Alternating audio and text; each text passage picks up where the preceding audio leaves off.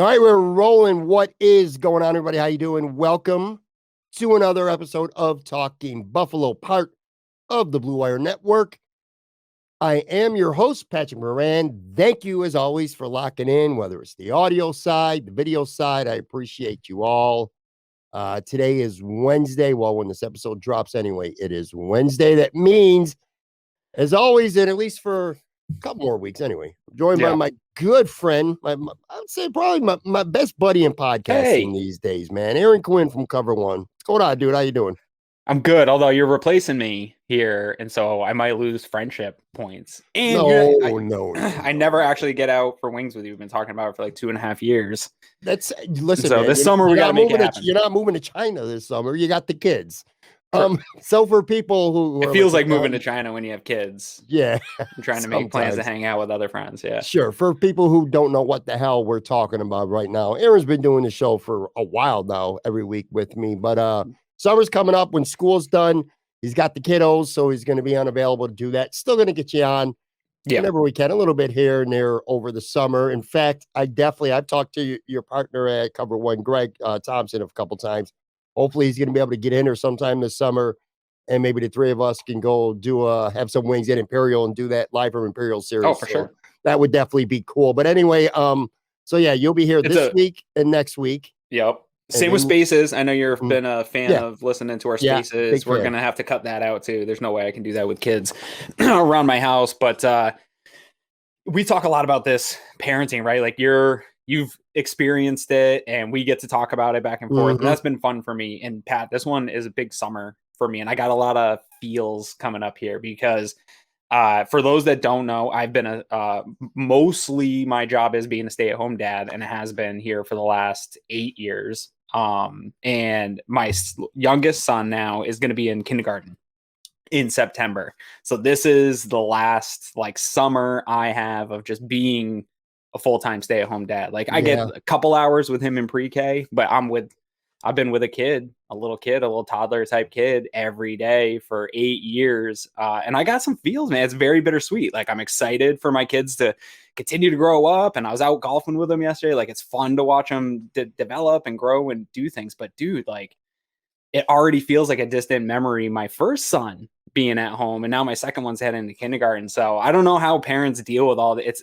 Parenting just feels constantly bittersweet. Like I'm excited for the future, but the past is just drifting by and I can't hold on to it. How do you do it? They say, I heard a saying, I'm trying to make sure I get it right. Like the great paradox of parenting is that it moves like in slow motion and fast speed at the same exact time. One of my favorite things about talking to you all the time, and whether it's about this podcast or talking in DMs, whatever it may be, online, offline, whatever, is the age gap between us with being, in terms of being a father, at least anyway, plus our age as well. It's interesting to me because, again, you're just starting the peaks and valleys, whether it's sports stuff, whether it's school stuff, life stuff, whatever, where my kids, they've done that. They're always going to be my kids, but now they're not kids anymore. Like one of them is like literally I go to the bar with her right now if I wanted to. And the other one is 6 months away from being the same. So that's always been fun with you. But yeah, dude, enjoy it. I tell you that all the time, man. Just enjoy it. And you're right. It is bittersweet. It always seems that way. I still get nostalgic and sad sometimes when I think about, especially my son, because he was a football guy and a sports guy. But we've talked about this a lot before, just going through that. It is bittersweet, but I'm also happy to see him get older and go on and start doing some things as well. But anyway, so Aaron will be here this week and next week. And then after that for the summer, he's Anthony Marino is going to hold that seat for you anyway. Nice. Anthony I would Marino love to come Buffalo talk with Anthony too. He's a great dude. Yeah, man. If you can make it, if it works out that you could jump on for a week, that'd be cool. Yeah, Anthony Marino is from Buffalo Rumblings. Good friend of mine, real nice guy. So I'll have him on Wednesdays for the summer once. Good basketball conversations. Yeah. He always has good basketball takes too. He's a TV show guy too. So that's something that I'm definitely looking forward to. On this show, I like to talk about more than just sports. Two quick things I want to plug real quick. Number one, if you're watching us on the video side, I'm going to hold it up here real quick. If you haven't gotten this book, folks, make sure you do. I'm going to put a link to it as well. Freddie J Makes Us Play. It's a children's coloring book. You know what, Aaron? I'm going to get you a copy of this as well. I got a few of them. Featuring Fred Jackson, and it's written by Stevie Johnson and my good buddy Charles Roberts. They're nice. It's their second one. They got a series coming. There's more books in the future, but it's a cool book for kids, man. So make sure you put that or go get that. I'll put a link to it. It's available on Amazon all over the place. You're old enough to remember probably, and I don't think the NFL does as good of a job or enough of this like that. I feel like they used to. Do you remember the Huddles? Yeah. Series of books. Yeah. It was like in the 80s, mid 80s or something like that. Yeah. They were still kicking around and cool in the 90s. And I used to get them from the school library all the time, dude. And that type of like connecting kids, like that type of book where it's a coloring book and it's interactive. My kids love that kind of stuff. Like they aren't into football. Like they don't understand football, but they know daddy likes Josh Allen and everybody at school dresses up for Bills games. They love coloring logos and stuff like that. Like it is a smart way. And I think, man, teams are missing something with like that Huddles or connecting kids to teams early on. And getting new fans. I mean, the NFL's not struggling. Fanship's fine, but it just seems like there's not as much of that like cartoony stuff. So that's cool. I agree. And I think for little kids reading that stuff, that can get them into the sport, you know? So I think that's really cool for sure. But anyway, go get that. On yesterday's show, I had a guy named PK, and I know most people were like, well, who in the hell is PK? He's from the Buffalo Sports Collective. I had him on the podcast yesterday. I'm going to start having him on more regularly too, man. And, big fan of you guys, by the way. He gave a lot of props to Cover One. Really cool dude. Holds his own with Bills and Sabres. You know, you definitely have a nice conversation with him, but what he really excels at is like stuff that we don't talk about. And most people don't, frankly, in Buffalo anymore. Bandits, Bisons, things like that. They're really good like that. He's got a partner, Philly, do a podcast. So make sure you go check that out too. We're going to talk some Ed Oliver today, some signings, talk about the trenches with the Bills. If we get a chance at the end, we're going to do our finish the sentence segment. Hopefully we can get to that. Every once in a while, we've done these a handful of times. We have these, I call them TV power rankings. Got to give Aaron homework and to come up with his top 10, and then I have a top 10. And I don't remember what inspired me. It was something I'm sure on Twitter, but I wanted Aaron to come up with his list of the 10 most listened to albums of his lifetime. And I want to be real clear about something too, whether this is Aaron's list or mine, because we're going to share them both here in just a minute and go through them. Yeah. These are albums that you've listened to the most over the course of your lifetime, or, you know, even if it's just been in the last handful of years, you just listen to them so much. It's probably been more than once when you were younger. These aren't necessarily automatically. This is not Aaron Quinn or Pam Moran's top 10 favorite albums of all time. These are the top 10 most listened to. I can only speak for myself here, but there's at least a couple on my list. They certainly wouldn't be in my top 10 favorite albums of all time. But again, I've listened to these albums more than I've listened to pretty much any other ones. So on that note, go ahead. Yeah, for me, so going into I love this type of stuff, first of all, Pat. This is one of my favorite reasons why we talk. For me, the way I kind of like was framing how I went about putting my list together was thinking of, one, I don't listen to albums anymore that much. And so the newer stuff is I'm streaming. So it's playlists, it's curated playlists, things like that. So very rarely, if there's like a hip hop guy I love and an album comes out, I will play that on rotation for a bit, but nothing is going to be the same for us as when we were limited by like hardware and purchase price and access to music, right? So when I had to buy CDs, I was limited to the 100 CDs or whatever I had or whatever I was able to burn. And again, when I was burning, it was more mixtapes. It wasn't an album put out by somebody. So this is a very refined period of time in my personal life, because when I was young, I was talking to my wife about this because I asked her the same question, like, what are some of the albums you listen to probably the most? And for us, it was tough. When I was really young, I could not afford a full tape or album. So I would buy the singles and it would have like one or two songs. So early 90s, I have a ton of singles that I wore out and played a crap ton. Some of my favorite songs and artists. Albums didn't really start to come a thing till I would get the 12 for free from Columbia House or whatever the thing was. I would get those. Once in a while, I would head to a Strawberries and buy a full album CD. But it really wasn't until like my later teens, 20s when I had my own money and I was able to go out and go to stores and buy CDs. So a lot of these I know for a lot of people will probably be really weird and random and ones maybe they haven't heard of. But it's because of the limit of when I was listening to full albums. And I'm interested to know, with the age gap of us, I think we run the same period of time almost as like how music was delivered when we were young. Tapes, CDs, for the most part, that's what we got. And stuff that was on the radio was delivered to us. Now the way music industry is, right, with TikTok and streaming services and more independent artists, Instagram can get out. Are kids even like listening to albums? Like, do albums drop and kids, it's got to just be all whatever popular. My son's 20. I don't think he's ever purchased an album or a CD in his entire life. It's weird. I mean, I'm not judging it. It's just it's such a different concept of how you get delivered music to me. I think, and again, I know because I made a chart, so I know what your selections are. You don't know what mine are. And you're an adult and you're not young. I mean, you're certainly not old either, but you're not in your 20s. I'm middle-aged, I think, appropriate. Yeah, and I'm on the verge of being old. And I think sometimes we do exercises like this, I think you start to see the age gap more and more between you and I. Like, real quick here, not to get off topic, but like, well, how old are you? I'm 52. 52. Okay. Yeah.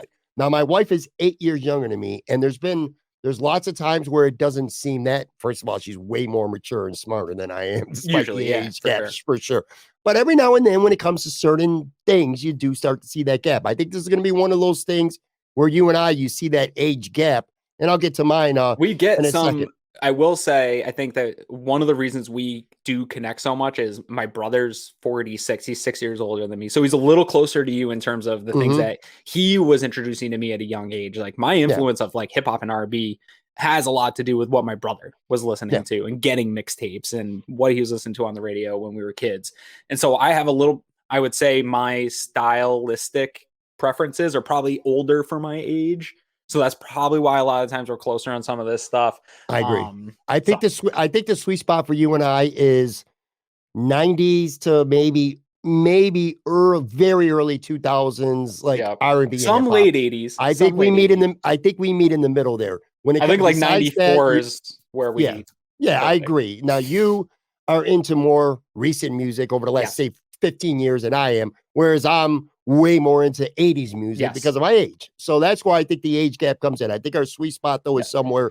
I do think we meet back up in like the 50s, 60s Motown music somewhere. Absolutely. I mean, we're both, that's older than both of us, but we both love that kind of music. So on that note, and by the way, when I do say albums, to Aaron's point, I'm talking albums. Like stuck in your CD CDs, player, listening to majority of it. Exactly. Like, like Taylor, I know here's a spoiler alert, Taylor Swift is not on either of our lists, but I do know a lot of people, like you said, they'll subscribe to Spotify Premium or whatever, but I know a lot of people actually who would went out and bought her, who downloaded her entire album when they purchased it. So that her fans are different though.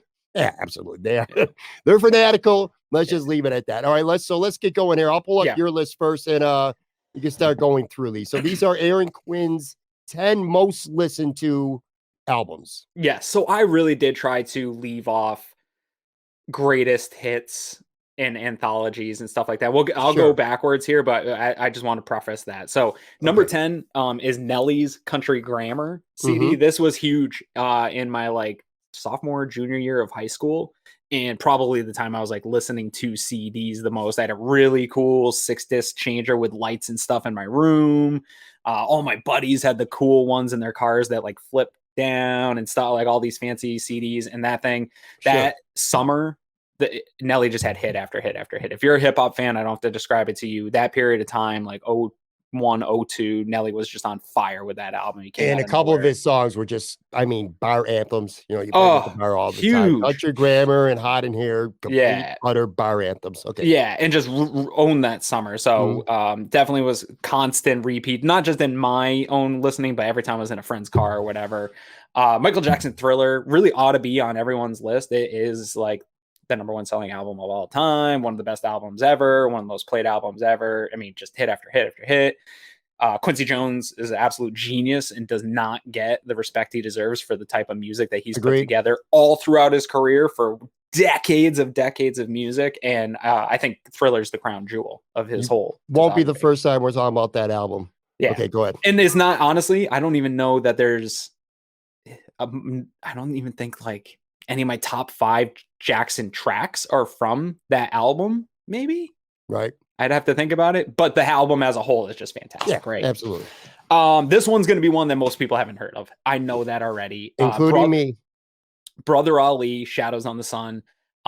If you are into hip hop, there was a period of time in like the mid 2000s, like 04 to 08, 09, where there was a record label called Rhymesayers out of Minneapolis, Minnesota. And they were putting out some of the most fantastic hip hop music that I had heard since the mid 90s, like real traditional sound, a very unique storytelling. And they were putting out some bangers of albums. And Brother Ali, he is an albino rapper from Minneapolis. And this is a no skips album, front to back, defined a period of time in my life in my early 20s.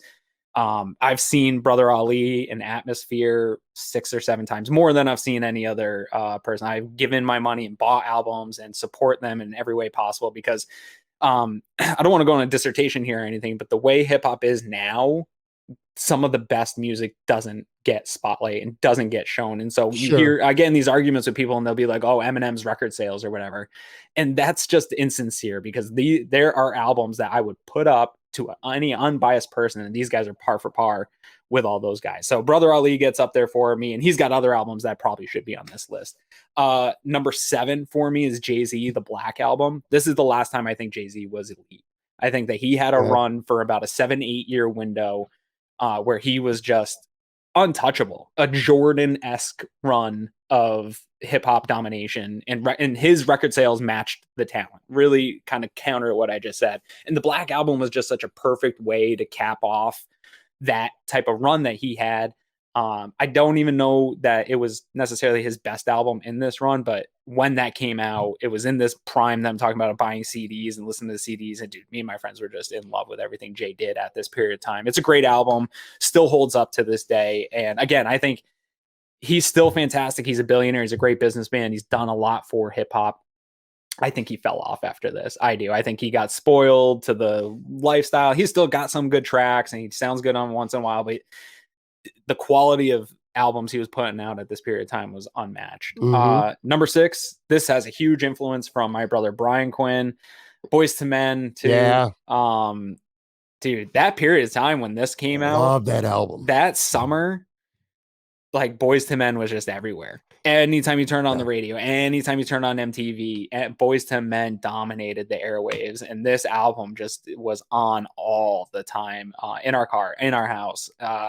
Boyz II Men really was a big influence for me and what my style of music was at that period of time. Skating rinks, dude, couple skates was all Boyz II Men for like a year and a half. I got to cut you off to tell you one quick thing with Boyz II Men. This album and another one, which I'll mention in shortly. When I went to Duville during this time, the early 90s, and these were like my hookup albums. Man. I was trying to hook up with a girl at school, man. I'm telling you right now, it was Boyz II Men and this other album, which I'll mention in a minute.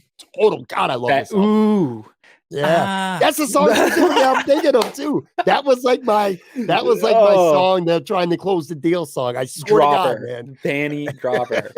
Anyways, this one's gonna be controversial because R. Kelly's a shitty person. Straight up dirtbag.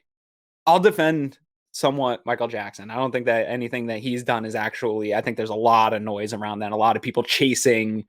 Trying to attach something and build a narrative. From what I've seen, Michael's a bit of a weirdo, but I don't think he's the animal. Right. We don't know it can conclusively anyway. Correct. As such, we do with R. Kelly. But yeah, I know what you're saying, and you're right. R. Kelly is a straight up monster. He's got some mental health issues. But dude, I'm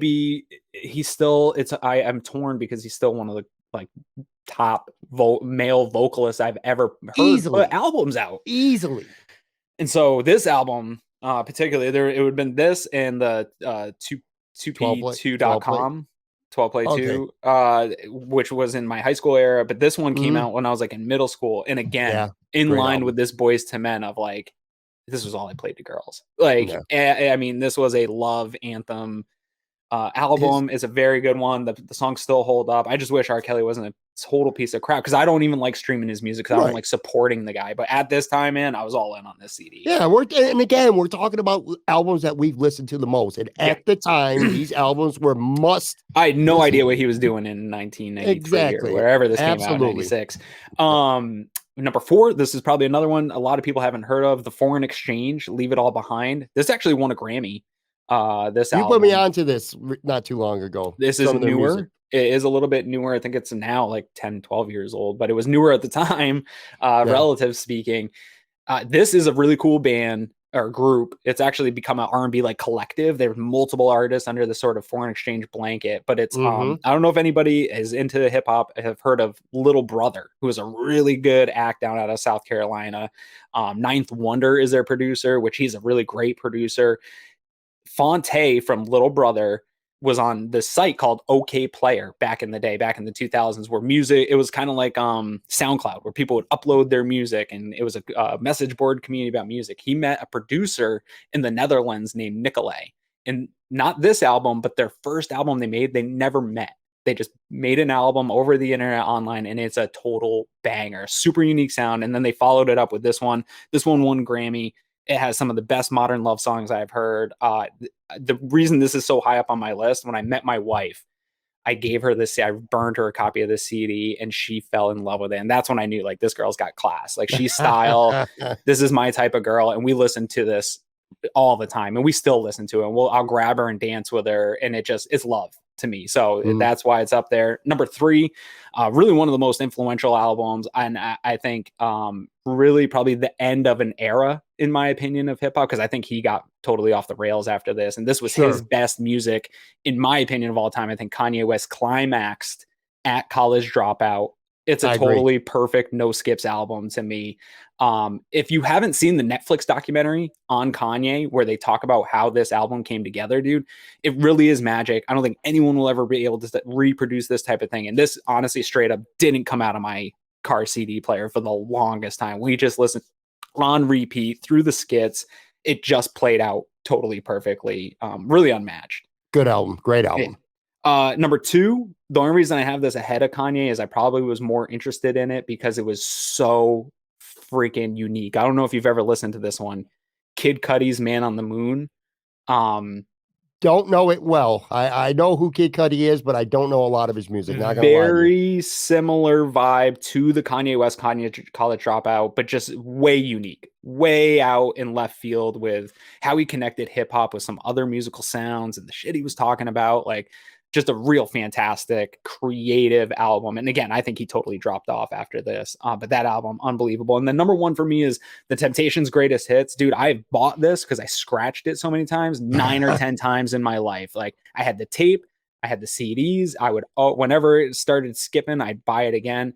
I don't think people realize how many hits and how long of a span they were making hits for that the Temptations did. It was really like 4 decades of musical hits in the best record label of all time. I think we talk a lot about different acts from Motown, but I don't believe, outside of Smokey Robinson, and he was part of a lot of the Temptations' success, I don't think anyone had more of an impact on the sound that we think of Motown than the Temptations. And dude, I worked in a cafe and would play that, like, everybody would get a chance to play something as we were cleaning up. And anytime I put on Temptations, no matter the person's age or background or whatever, dude, everyone got dancing, and everyone feels better when they listen to the Temptations. If you are feeling down, go play a Temptations playlist. I guarantee you will feel good. Your toes will tap. It is just good music. I will give you this 100%. Anytime we pretty much have something music related, you are very consistent with having the Temptations really high up on something, or David Ruffin specifically. Oh, Ruffin's and you've been completely consistent with that. Again, I look at your list, and the kinds of music that we like are the same. The difference to me is you're going to see in just a second here, is the time frame, the eras. Like all of your all of your albums minus 2, which one of them is number 1, and that precedes both of us, the Temptations. But you got Michael Jackson, who's an early 80s album. Besides that, all your albums are 90s and newer, which again, given your age, is completely understandable. That's part of the point of this exercise, seeing our age difference as well and what we liked.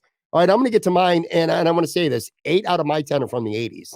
Yeah. So I mean, 3 of them are rap. And again, you got some rap music too, but all 3 of mine are 80s rap albums. And that's where it's going to be I bet if we lined up our ages, our average age of these albums, it was probably similar. Yeah. And I got 3 quick honorable mentions too before I run down mine for people who are listening. It's up here now on the video side. Boys and Men 2 was definitely was one of my 3 honorable mentions. Jodeci, Forever My Lady. Those were kind of like hand to hand, like around the same time I played those. And being cheesy, but I am a cheesy guy, especially with music. Footloose soundtrack from the 80s. Love that movie, and I love that soundtrack. And I'm going to also say, over the last 15 to 20 years, I don't listen to a lot of music anymore. I mean, I listen to a ton of music, but my playlists are all these songs, some from your list, many from mine. Yeah.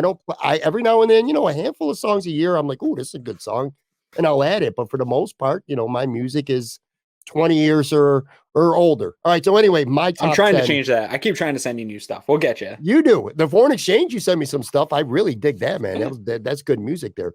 All right. So, and again, these aren't my favorite albums, but they're my most listened to. Number 10, Wham! Make It Big.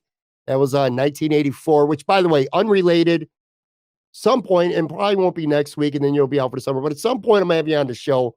I know you think I think you think 1994 is the best year for music ever. I say it's 84. Actually, so no, I think I said, was it 94? I think 95. 95. That's right. It was 90. You said 95. I say it's 1984. We'll have a healthy debate about that sometime down the road. But again, this was just a cheesy pop album that came out in the 80s. This was symbolic of what music was like back then. I know Careless Whisper is one of your favorite jams. That's on this album. Wake Me Up Before You Go. Everything She Wants, Freedom. Great album. Number 9.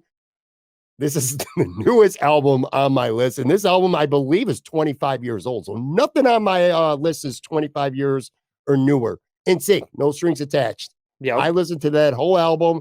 Not even going to lie to you, dude. I had the NSYNC video. They had a live concert in Madison Square Garden. I tried to learn all their choreography, tried to do a lot of their dances 25 years ago. This, to me, was almost an unskippable album. I still listen to it all the time. It's awesome. My mic temporarily muted. But I caught it. If NSYNC went on tour today, I think it would be the biggest selling concert reunion tour of all time. It would sell out every stadium, everywhere they went. I'm 100% convinced of that. Number 8, going back to I think 1984 again, New Edition, self-titled album. Now, again, there wasn't like a shitload of great songs on this album, but Cool It Now and Mr. Telephone Man are 2 of my all-time favorites. And I would listen to this whole album or cassette time and time again. Quick anecdote, too, by the way. One little thing with our age difference. There are some of these where I did actually listen to albums. Whereas you weren't listening to no albums, man. But early 80s, there was still albums was still kind of semi-popular. And I'm having issues with my mic. But anyway, did you hear what I just said? Yeah. So you're talking about records, vinyl. Yeah. Yeah, I will say I didn't get new vinyl ever, like current things that were out. But man, one of the reasons I'm so into like Temptations and Motown, my parents had like 45s as kids, right? And so they had all that music, and we just used to play that stuff on repeat. We would play around with vinyl all the time, but it was all old Motown 45s. But dude, Jackson 5 was like crazy. My mom had so much Jackson 5, and I think that's where that Motown style came from. But yeah, some experience in vinyl, but not a lot. Where was that? All right, 8 was New Edition. 7, NWA, Straight Outta Compton. Gangster rap, wasn't really a big fan of it, but this album was kind of shoved down my throat a little bit. Eventually I did get the cassette, and I would listen to it from top to bottom. There were at least a couple songs on there that I still love to this day. Again, not one of my favorite rap albums of all time, but certainly one that I listen to the most. Number 6, this might be the only album that I have from the 90s. It was a CD. I remember it very well. Pearl Jam's. You hear a little pause, by the way, if you're watching this on the video or listening on audio. If you're hearing a little couple second pause now and then, it's because there's some issue with my connection and my mic is muting on me automatically every now and then. But anyway, Pearl Jam, number 6. One of the few alternative albums from that era that I liked. I was not a big alternative music guy, but for whatever reason, I really liked the Pearl Jam album. Number 5, this is one of my favorite rap albums ever. Beastie Boys, License to Ill. It's a good one. Yeah, man, there was just so many jams on that, and it was so weird at that time seeing 3 white rappers coming out with the style of music and the rock rap kind of blend that they had. It was very unique at the time. And this was an album that I would listen to from beginning to end a lot. Number 4, I probably could have picked 3 different albums from her, but Whitney Houston, her self-titled album, I think it was 1984 as well. I keep going back to that year. Dude, You Give Good Love, Saving All My Love for You, How Will I Know, Greatest Love of All, which I believe that was like our grammar school graduation song or something like that. But man, I listened to that album so much. I loved it. Number 3, probably my favorite rap album of all time, Eric B. and Rakim, Paid in Full. I will still put Rakim up against any rapper ever today. He was the first guy to come up with 3 or 4 sentence rhymes at once without stopping. He was just an originator. I love him. I love the beat. I love Rakim too. If you like him, go listen to Brother Ali. I'm telling you, they went on tour together not that long ago. I'm telling you. All right, sorry. Again, pause there. I am gonna have to check out Brother Ali. All right, top 2 here. Number 2, Prince, Purple Rain. Fantastic. Absolutely love that album. Quick funny story. My father, that was my father's favorite. My father hated 80s music. My dad was a Temptations. He was a Motown. He was an Elvis guy. Loved oldies. To him, 80s was my music growing up. He hated my music growing up, but absolutely loved that Prince album. He would play from top to bottom. And number 1, I'm not going to sit here and give it much explanation because it doesn't need it. Michael Jackson, Thriller, did have the album. Still have the album. It's actually in my record player. I got about maybe 10 or 12 albums that I bought recently. I got a record player and I started buying some.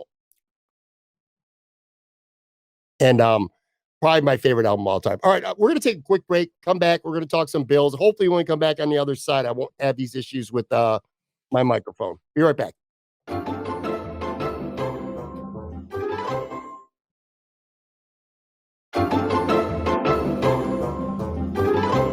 All right, I'm back here with Aaron Quinn from Cover One. All right, so yeah, hopefully I have some issues. My mic has been going in and out a little bit. I don't know how much it's going to affect the audio. Hopefully not much. I've been catching it for the most part. All right, so that was our albums. Thinking again, this is fun stuff that I like doing. I know we spent half the show talking music, but that's what we do here midweek on Talking Buffalo. I'm sure you and Greg are going to speak plenty more about this. The Ed Oliver extension. I just saw Field Yates not long before we started taping this here on Tuesday morning. Put out a tweet, 4 years, $68 million, 14.75 million signing bonus. His salary for this year is about $2 million. And he says, Field says that it creates about 5.775 million in cap space for Buffalo, some of which, of course, went to the Leonard Floyd signing. Yes. Let me say this. I feel like he's the new polarizing figure on his team. He's a new enigma, good or bad. Tremaine Edmonds used to be that guy. Now it's Jerry Hughes. Jerry Hughes was that guy. Jerry Hughes was that guy before that, sure. And actually, this conversation about Ed feels a lot like the conversation that I was having about Jerry Hughes 2 years ago when people really wanted to move on because of this lack of sack total production, right? I remember that very well, too. And, dude, I think that I'm wrong a lot. I know that, but I think I was super right about Jerry Hughes. He goes down and has a double-digit sack year in Houston. Yeah. Sacks are weird. It doesn't always translate that elite pass rushers end up getting a lot of sacks. It just doesn't always work that way. And then every once in a while you have like a random Jordan Phillips year where he has a big 3 sack game and that inflates some sack numbers for a year. So there's other better metrics, PRP, things like that, where how often based on a guy, how often they rush, how much pressure they generate on a quarterback, and people will get mad that pressures don't result to sacks. But if you look at splits of QBs, and I'm going to go take a look at this here this week, pressures matter and we can't deny it. And I think we undervalue it too much as fans. It impacts quarterbacks, every single one of them. Josh Allen and Patrick Mahomes probably perform best under pressure, but their splits change. They are worse quarterbacks under pressure. It's just a fact. And while you want everything to end in a sack and you want guys to clean up sacks and have those big 3rd down sacks, it's rare. That's the rare outcome of a pass rush snap. So framing some of these ideas in the same way that we've talked about Tremaine Edmonds, the same way that we've talked about Jerry Hughes in the past, that we need to judge our players in the way, how hypercritical we are of them because we watch every game so intensely and we have expectations of our own. We really need to take a step back and judge them against our peers. I put out a tweet earlier, Pat. I don't know if you saw it today. I was up wicked late last night to like 12 o'clock at night, just kind of running through some statistics because what I hear, the narrative I hear about the reaction to this Ed Oliver signing was mostly negative. I put out that I love it, and my mentions were littered with like, well, you're a joke. You're an idiot. You suck as an analyst. And a lot of it was he doesn't compete with the guys that he was drafted near, the other top first round guys. And that is just frankly just actually not true. And there's a lot of context for all of these players when you really look down. But if we're just going to look at statistics, which is what we use to compare people, like I put out a stat of taking the 4-year sample size of Ed Oliver, Quinnen Williams, Christian Wilkins, Dexter Lawrence, and Jeffrey Simmons, only guys that were picked in the top 20. Past years, even Vita Vea, Daron Payne, Sheldon Rankins. And I took their 4 years of snaps, pressure, sacks, hits, hurries, tackles, miss percentage, stop, and even went further today with their PRP, which again is that all pressures kind of baked in. How do they perform on average with the amount of pass rush snaps? And Ed Oliver's not the best on this list. And I get that he was the second picked in that draft class. But among these first round guys, he's right there. He really is. And he played a full season injured this last year. He had a sprained ankle. When he came back from the ankle injury, he tweaked his calf.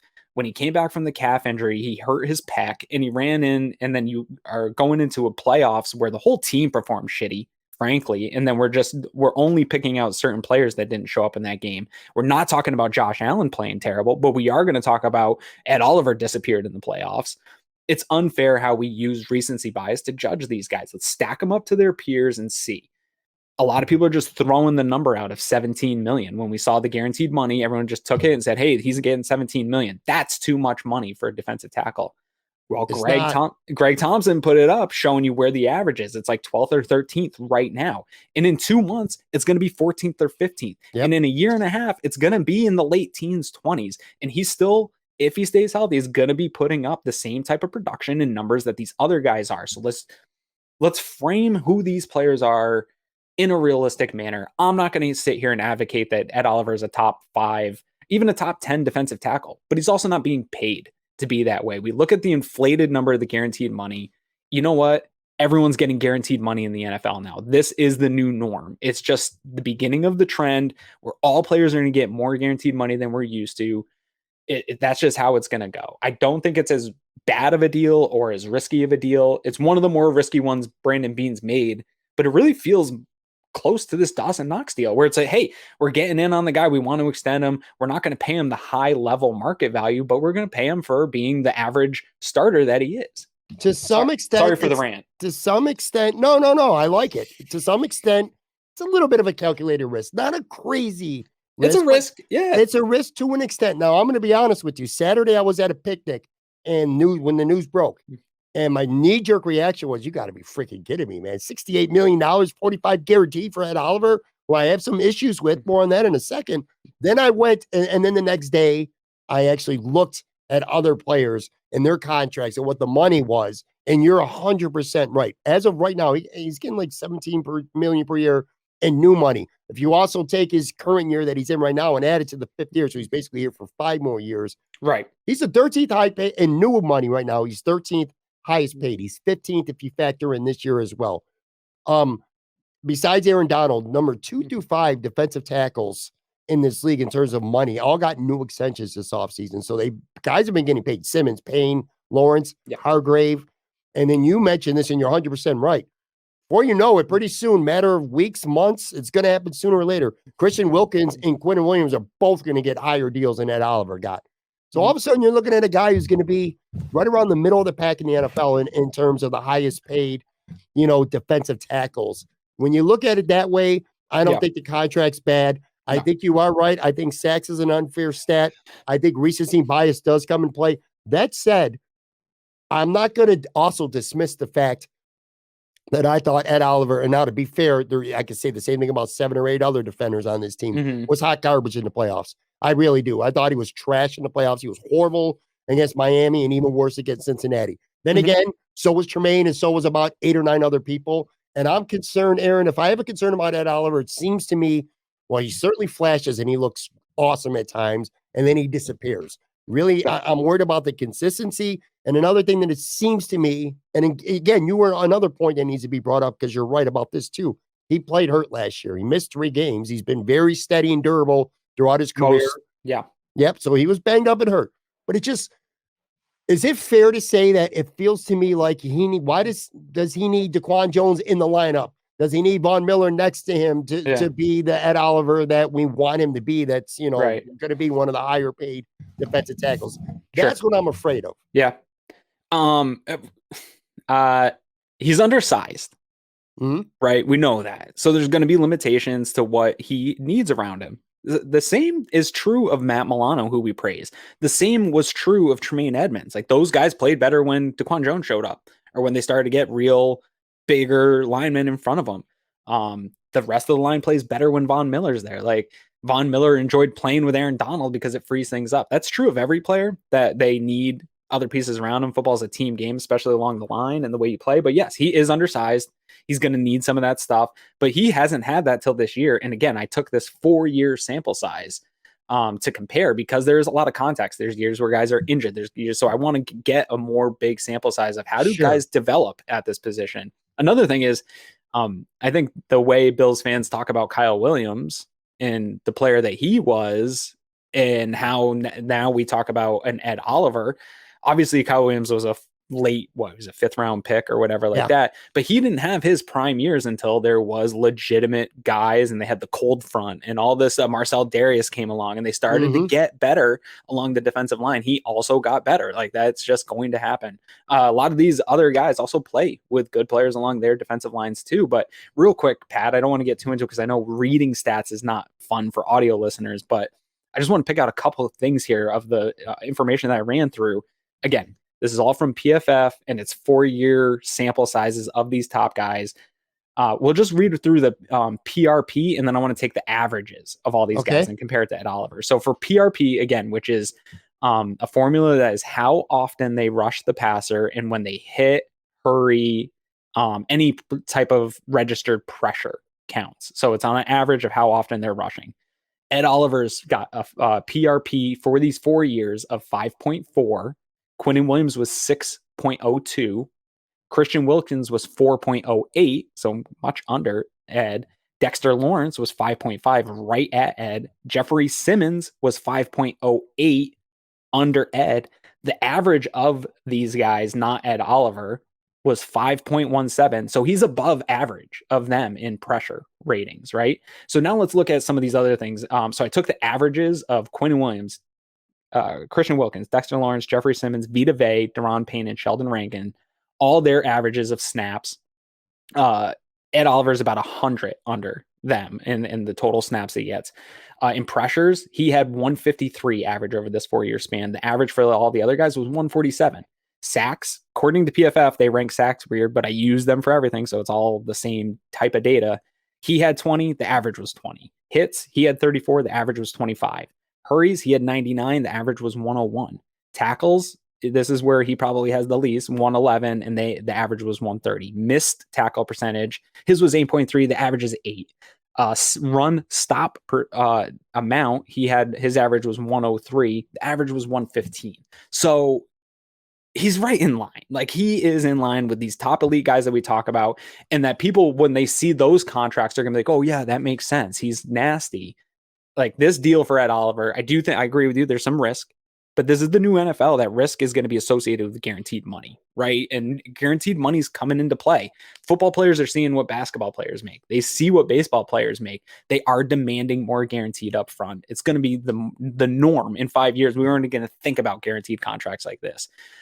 There's going to be more risk than ever. Owners aren't going to like it. It's a new trend. But I do think in a few years, if he stays healthy and is able to put together continuous healthy seasons here, I think this contract's going to look real good, and probably maybe even a bargain.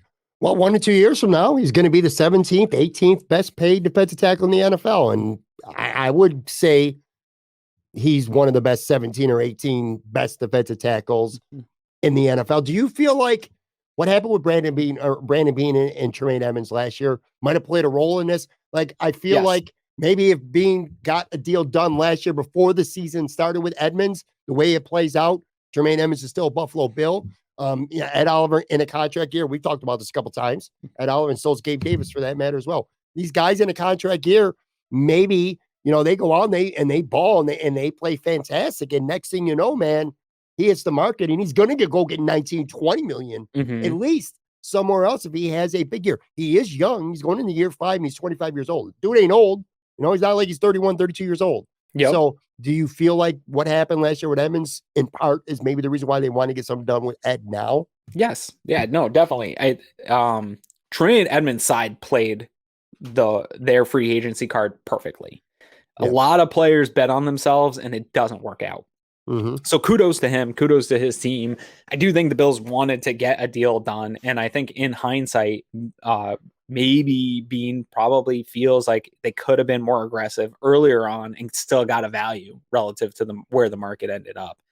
And so I think it's natural to, at least, I'm not going to assume that's what happened, but to say that was a metric baked into their decision-making process is like, hey, we know they want to sign their own, right? That they draft and they invest in guys. And if they meet their own internal metrics, that's another thing here is we can talk about PFF grades, things like that. Clearly the Bills have shown that they are happy with Ed Oliver's performance in the metrics in the grades that they are putting on these players. And we can debate if they can judge that stuff or not. Well, but this defense has put up really good results year over year with Ed Oliver getting 50, 60% of snaps. So I do think that risk assessment of losing Tremaine Edmonds definitely played a factor in getting Ed. And clearly, if you would given that money to Tremaine, that probably changes the conversation of who you're able to keep into the future, right? So Ed Oliver probably doesn't even register for them if you had that money already tied up in Tremaine. That's a good point as well. We're going to save our finish a sentence segment. We're going to push that to next week because I had a couple things that I want to get to in the last 10 to 15 minutes here. Yeah. Another relative surprise on Monday, the Bills signed a good pass rusher, a really good pass rusher, Leonard Floyd, to a 1-year deal. He's had 9 sacks, at least 9 sacks, 3 straight years. And I went and I looked this up. Now, I don't have these fancy stats. I certainly didn't put in the work that you did when it comes to Ed Oliver, but I did see something that was pretty interesting. Bruce Smith, Mario Williams, Von Miller, the only 3 players ever that the Bills have had at defensive line that have ever had 3 straight years of 9 sacks, whether it was with the Bills or whether it was with somebody else. So they got a guy who's been really consistent over the last few years. Talk about him, and just also it's become really obvious now. Brandon Beane this offseason put a lot of resources into these trenches on both sides of the ball. They addressed the offensive line in a big way, the interior of it for sure anyway. And now bringing in Puda Ford first after the draft, and now Leonard Floyd shows that they're veteran resources. I shouldn't even just say, rookie resources, of course, because they had a guard with the 2nd round pick, but just veteran resources through free agency that they really wanted to reinforce. Oh, lost you there. They want to reinforce on both sides of the ball. Like I said, I apologize. I just got some audio issues for people who are listening to this. But yeah, go ahead. Your thoughts on Floyd and just the Bills with the trenches this offseason. Yeah, to me, it's protect Josh Allen was like my number 1 calling card right after the season ended. And it was really my take on the Bills in these pressure situations have been their inability to win the line of scrimmage on both sides of the ball. And it's not necessarily against any one player. I don't know if it's just the scheme or just the physicality of the amount of guys they have and the rotation, but they seem to get beat in those big moments in the trenches. So it makes sense. I still think that's where the game's won, even though we are like this modern spreading the ball out, getting that stuff. Protecting your quarterback and impacting the other quarterback are the 2 biggest ways to create disruption and to get big plays. And so it makes sense that you want to make the investments there. I think it's also leaned into a really good time to be a good team because you have these pretty high end. Justin Houston's still playing at a very good rate in terms of getting pressures. Melvin Ingram's right there too. And Floyd is hasn't put together it as often throughout his career. The last 3 years have been really good. So he's not necessarily by fans thought of in that top tier, but he's right there. Like he again, you said it, consistently putting up 9 sacks, 30 over the last 3 years. That's a real number. I think sack conversation can be a bit inflated, but doing it over a trending amount of time matters. Another point on Floyd here that I was kind of talking about on the Cover One Slack channel is he's another guy that is a good conversation about development of players. he was considered a bust in Chicago. Yeah. Right. Like, and the defense, I know people talk about his usage slightly. He was used in different ways, but he was with Vic Fangio. Like, they were running a good, solid defense that people have had production in, and he really did not meet his draft expectations. I don't know if it was Chicago. I don't know if it was development or coaching or what it was, but oftentimes we get so frustrated, and there's this media narrative that if a guy gets drafted, he doesn't come in those first 2 years and produce at these great rates and meet these expectations, that this guy is somehow a bust. And we give up on development, and development's not like linear, and it doesn't match up for everybody. And not everybody starts at the same point or with the same things around them. And so he's an interesting kind of conversation just to put in the back of our heads when we get frustrated with guys that are in their third year and they haven't totally popped yet, or they've shown signs but haven't totally gotten there, that we're real excited about getting a Leonard Floyd now. But for the first 4 years of his career, I don't think anybody was excited to add him to the Rams. Like, there was some excitement of, hey, maybe we can get the player that was drafted, but nobody knew. Right. And so the Bills fans, maybe, like, I'm not saying Boogie Basham's going to bust out anytime soon, or maybe AJ Epinesa will. I don't know. But again, comparing to the people around the league, what we see and seeing those trends and setting real expectations for our own. And I want to be clear about something too, because I don't want to be hypocritical and two-faced here. And I'm glad you explained it out the way you did, because we can't sit here on one side and say, well, Ed Oliver not having sacks, that doesn't mean that much. And then I can't sit here and say, well, Leonard Floyd had 9 sacks each of the last 3 years, and all of a sudden that's also important sacks. It can't be the end all be all. But he is a good player. I will say the 9 sacks he had it's more than any Buffalo Bill had last year. Mm-hmm. Rizzo and Miller had 8 each, so he would have led the team. Quickly, too, Jeremy Fowler literally just tweeted this out while we're taping this. Floyd's 1-year deal is worth $7 million, fully guaranteed, with incentive packages for 8, 10, and 12 sacks that can get up to $9 million per source, and the cap hit will be lower due to void years, which I know Greg's already talked about that as well over at Cover One. So that's the deal. I think it's a good one. I'm impressed with the way the Bills addressed the defensive line after the draft. We didn't have Poona Ford and Floyd after when the draft ended, and there were a lot of people bitching, including me. I'll raise my own hand. I'm like, I can't believe the Bills didn't really address the defensive line with this draft. Well, they addressed it after the draft with quality veterans, 1-year deals, and they can reevaluate where they are after that. So I'm a big fan of what the Bills. I think Brandon Beane's pretty aggressive with the trenches, and that matters. One last thing, then we'll get out of here. Like I said, we'll put our finish the sentence segment. We'll do that next week. I don't know how much you got to watch. We didn't talk yesterday, but the groundbreaking ceremony. Did you get to see any of it or see any highlights? I don't mean to be rude that people that care. I don't have particular interest in the stadium. I don't care about that stuff. Like most of it was just the take a bow, Kathy Hochul, Mark Poloncarz, Chamber Connors type of event. All the guys, just praising the Bills and getting it done, yada yada yada. A lot of it political speeches. But I will give Terry Pegula credit, and this is why I wanted to bring this up. Terry Pegula, not the greatest speaker, does not speak often. We know that. In fact, we would, fans, media for sure, would like to see him kind of speak more often. At least most people would anyway. Tell you what, authentic dude, whether you love him or whether you don't love him, he's an authentic guy. He wears his heart on his sleeve. I remember when he took over the Sabres, and he started thinking about Gilbert Perreault and some of the old Sabres. He started crying, man. He's a fan. He's a Buffalo sports fan. And he got emotional. This wasn't sports related, but he got really emotional. He named off the 10 victims from the top shooting of a year ago. And then he mentioned his wife, who I have not heard him mention his wife once since, things have went down, and you could just feel the emotion in him. So I just wanted to commend Terry Pegula. A lot of people ridicule him for, again, him not being a great speaker and that. But I thought he did a really good job speaking. I thought it was the highlight of otherwise boring. And I'll have to check out I don't give a shit either, but I thought Pegula was really good. I'll have to give a look to his, man. The conversation around the Pegulas is super weird, right? Because billionaires typically aren't cool. Like, anytime I defend the Pegulas, I get a bunch of dudes coming in telling me I'm a billionaire bootlicker and all this stuff. But as a football fan, if I get rid of the idea, like, we can have the discussion about billionaires and capitalism and all that stuff some other time. Hopefully not.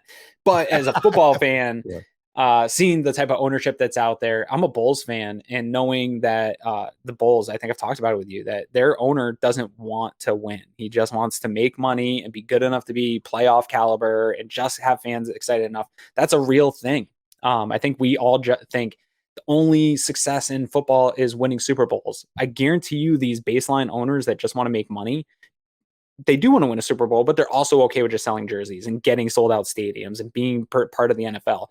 Terry Pegula really has put his money where his mouth is to a point. I think he probably should have paid more money for the stadium, but whatever. That's how the NFL works. That's how business goes here. These types of contracts that he's willing to give out, whether you like him or not, the guaranteed money, the upfront bonuses, that's coming out of Terry Pegula. Like, Terry Pegula is making investments. Brandon Beane and Sean McDermott talk about it all the time. When they need to fly somewhere or they need to get resources to something, they feel empowered to go ask Terry, and he gives them the resources they need, and they praise him all the time. And again, where's your thoughts are on billionaires aside? If you're a Bills fan, it feels really good because the stories of Ralph Wilson's cheapness really set that franchise back. Like, that is sort of what perpetuated the drought, was this guy just unwilling to give star players the money that they deserved and just cheaping out whenever he could. Last point here. Right after that ceremony, social media, the Bills put out that like fan stadium video. That was pretty hype, man. I know you saw that. I saw that. That was great. You talk about, you being so happy to be the Bills fan. I'm not going to lie, man. I was kind of ready to run through a wall. Maybe it's like, what are we here? I hate doing this because we're in early June, but it's like I'm so ready for football season to start. But of course, in Buffalo, that means you sacrifice summer, because when the Bills season starts, summer's pretty much done. But yeah, man, that video got me hyped, man. I was ready to go. Yeah. So, all right, that's going to do it for this show. Again, I got Aaron one more week here next Wednesday. Make sure you follow him on Twitter at Aaron Quinn 716. And by the way, Aaron's not going away. He's still doing his show with Greg every week. It's just him being available we tape this in the morning. Greg every week. Maybe we can get you. I think we're all going to show up to training camp. You should come and hang out. Oh, yeah. I definitely plan on doing that. So make sure you check those guys out. Thanks as always, buddy. Good day. Hey, thank you, bud.